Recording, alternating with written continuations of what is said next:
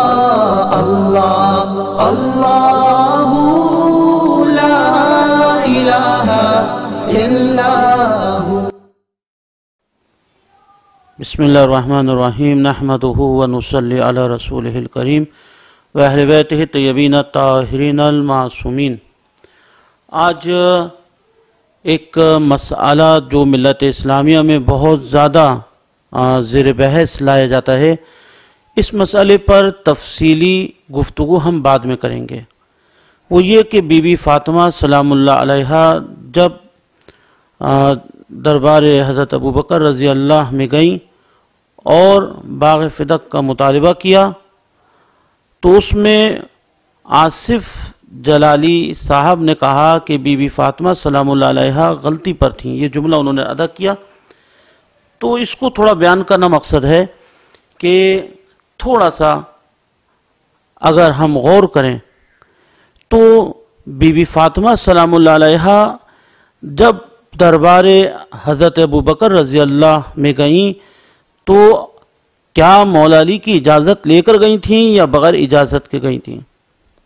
یقیناً آپ کہیں گے کہ بی بی زہرا مولا علی کی اجازت لے کر گئی تھیں، اور اگر کوئی کہتا ہے کہ بی بی زہرا مولا علی کی اجازت لے کر نہیں گئی تھیں تو پھر اسے اپنی بارے میں تھوڑا جستجو کرنا چاہیے کہ اس کے ساتھ کیا معاملہ ہے، کیونکہ کوئی مومن اس طرح کی بات نہیں کر سکتا، کوئی منافق ہی اس طرح کی بات کر سکتا ہے، اور کوئی ملت اسلامیہ کا اگر کوئی عالم دین ہے تو یہ ایسا ہرگز نہیں کہہ سکتا۔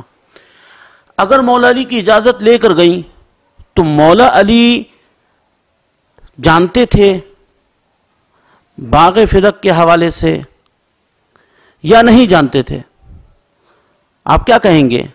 اگر آپ یہ کہیں کہ مولا علی نہیں جانتے تھے کہ یہ باغ جو ہے وہ اہل بیت کا حق ہے یا نہیں ہے، تو پھر آپ کے علم اور آپ کے ذوق پر یقیناً ماتم کرنے کا مقام ہے کہ جس کے علم کے بارے میں بی بی عائشہ سلام اللہ علیہا کہہ رہی ہوں کہ علی تمام صحابہ میں سب سے زیادہ سنت کا جاننے والا ہے۔ عبداللہ ابن مسعود رضی اللہ کہتے نظر آ رہے ہوں کہ علی قرآن کے ظاہر کو بھی جانتا ہے، علی قرآن کے باطن کو بھی جانتا ہے۔ یہ تمام ایک ایک بات کا حوالہ آپ کو مل جائے گا۔ پھر عبداللہ ابن مسعود ہی ہے، بہرحال ذہن میں نہیں ہے، اس بات کا حوالہ آپ کو حوالے میں ملے گا کہ قرآن علم 10 حصوں پر اللہ نے منقسم کیا، 9 حصے اللہ نے علی ابن ابی طالب کو دیے، 1 حصہ دنیا کو دیا، اور اس 1 حصے میں بھی علی کا حق ہے۔ کیا علی جو اس قدر علم کا جانتا ہے، علم رکھتا ہے، کیا وہ علی یہ نہیں جان سکتا کہ باغ فدق اہل بیت کا حق ہے یا نہیں ہے؟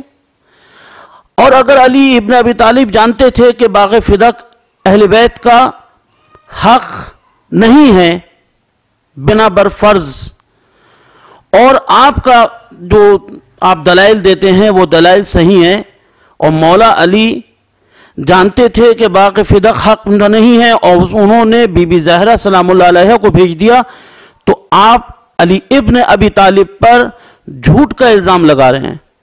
آپ کی گاڑی کھڑی ہے، میں کہتا ہوں یہ گاڑی تو میری ہے اور میں جانتا ہوں میری نہیں ہے، تو میں نے جھوٹا دعویٰ کیا ہے۔ جس کی صداقت کی قرآن مدح کرتا نظر آ رہا ہے، صداقت کی گواہی دیتا نظر آ رہا ہے، ندو ابناءنا ابناءکم ونساءنا نساءکم، آپ اس پر جھوٹا الزام لگا رہے ہیں، جھوٹ کا۔ یہ کیا صحابہ کرام نے نہیں کہا کہ ہم علی کے بغض سے منافق و مومن کو پہچانتے تھے؟ کیا صحابہ کرام نے نہیں کہا کہ ہم حلالی اور حرامی کو علی کے بغض سے پہچانتے تھے؟ اور پھر حضرت عمر رضی اللہ کے بہت سے واقعات ہیں کہ جس نے بھی علی سے جھگڑا کرتا ہوا نظر آیا تو حضرت عمر نے کہا کہ میں تجھ کو منافقین سے شمار کرتا ہوں، اور پھر ایک احادیث میں یہاں تک ہے کہ یہ میرے اور تمام مومنوں کے سردار مولا ہیں۔ اگر مولا کائنات علی ابن ابی طالب باغ فدق اگر اہل بیت کا حق نہیں تھا، اگر نہیں تھا تو مولا کائنات نے بی بی زہرا کو کیوں بھیجا؟ اور اگر حق ہے اور بی بی زہرا کو انہوں نے بھیجا تو پھر آپ یہ کیسے کہہ سکتے ہیں بی بی زہرا خطا پر تھیں؟ اگر آپ کہتے ہیں کہ باغ فدق اہل بیت کا حق تھا اور مولا کائنات نے علی بھیجا تو پھر یہاں مولا کائنات علی ابن ابی طالب پر جھوٹ کا الزام نہیں آتا. اور اگر آپ کہتے ہیں نہیں حق نہیں تھا علی نے بھیجا تو پھر مولا علی پہ جھوٹ کا الزام آتا ہے کہ جھوٹا دعویٰ کیا. اور صحابہ کرام کے روش سے دیکھ لیں جو بھی علی پر الزام لگائے تو اس کو صحابہ کرام کیا سمجھتے تھے. اب مسئلہ یہاں تک آ گیا. اب یہ مسئلہ چونکہ علی ابن ابی طالب بی بی عائشہ رضی اللہ عنہا سے اور صحابہ کرام کے بقول علم کا منبع تھے کہ 9 اللہ نے 10 حصوں میں علم تقسیم کیا، 9 حصہ علی کو، 1 حصے میں بھی علی شریک ہے، اور یہ تمام. تو علی سے اجتہادی غلطی کا آپ یہاں بات کر ہی نہیں سکتے.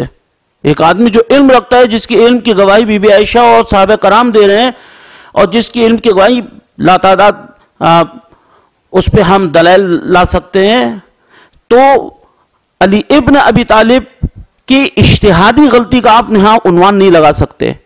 لیکن آپ حضرت ابو بکر رضی اللہ تعالی پر کے لیے کہہ سکتے ہیں کہ باغ فدق بی بی زہرا کا حق تھا اور وہ اپنا حق لینے گئی تھیں، لیکن حضرت ابو بکر رضی اللہ سے اجتہادی غلطی ہو گئی.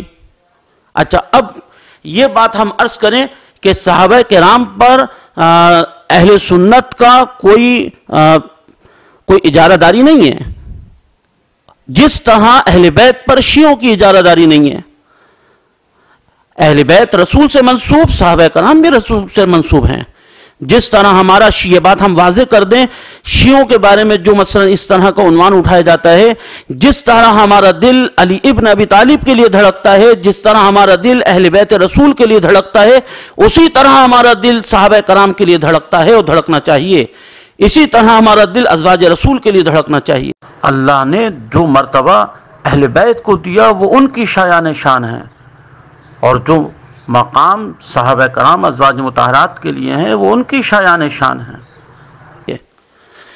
یہاں آپ حضرت ابو بکر رضی اللہ پاک کے لیے اجتہادی غلطی کا عنوان کر سکتے ہیں، اس سے حضرت ابو بکر کی کوئی اہانت لازم نہیں آتی، اور اس سے ہمارا مقصد بھی نعوذ باللہ اہانت کرنا مقصد نہیں ہے.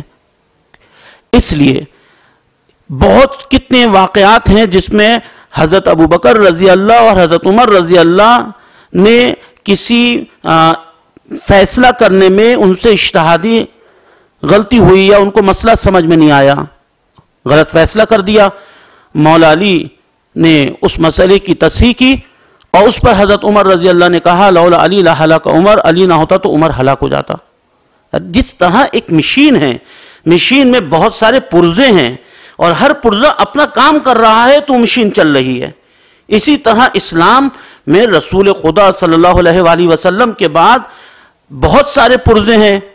ان پرزوں میں جو اہم ترین، یہ شیعہ حیدر کرار کا عقیدہ ہے، اہم ترین جو پرزہ ہے، جو اہم ترین یعنی چیز ہے کہ جس پر اسلام کو چلنا ہے، وہ اہل بیت علیہم السلام ہے. اس مشین کے حصہ صحابہ کرام بھی ہے، اس مشین کا حصہ ازواج رسول بھی ہیں. تو یہاں پر اگر کوئی اپنے آپ کو یا تو عالم دین نہ کہے، اور اگر عالم دین کہہ رہا ہے تو اس کو کم سے کم جستجو کرنا چاہیے، کوئی بات غیر محتاط انداز سے نہیں کہنا چاہیے. اللہ اللہ